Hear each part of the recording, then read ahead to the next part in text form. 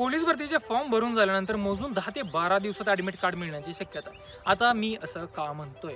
आधी मलाही वाटलेलं होतं की आता स्थानिक स्वराज्य संस्थेच्या निवडणुका आलेल्या आहेत. डिसेंबरचा महिनाही निवडणुकीत जातोय आणि दुसऱ्या टप्प्याची निवडणूक जी आहे ती जानेवारीमध्ये येते. म्हणजे जानेवारीचा महिनाही जातोय.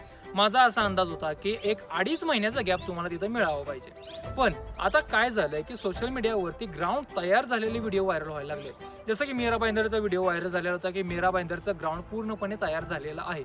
आता या केसमध्ये आपण एक असा अंदाज बांधू शकतो की पहिल्या टप्पा आणि दुसऱ्या टप्प्याच्या मध्ये जो आपल्याला गॅप गावणार आहे त्या गॅपमध्ये कदाचित ग्राउंड उरकून घेण्याची शक्यता आहे.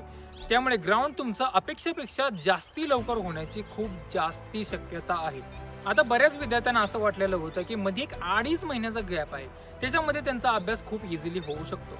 पण आता हे टाइम फ्रेम खूप कमी झालेला आहे. आता टाइम उरलेला नाहीये. त्यामुळे तुम्ही आत्ता सराव करायला सुरुवात करा. सराव टेस्ट सोडवायला सुरुवात करा.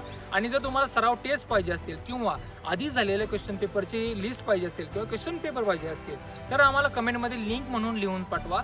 आम्ही तुम्हाला तुमच्या DM मध्ये त्या लिंक प्रोव्हाइड करू. आणि या व्हिडिओला तुम्ही शेअर करायला विसरू नका आणि या अकाउंटला फॉलो करायलाही विसरू नका. कारण जर तुम्ही फॉलो केलं नाही तर तुमच्या DM मध्ये लिंक येणार नाही.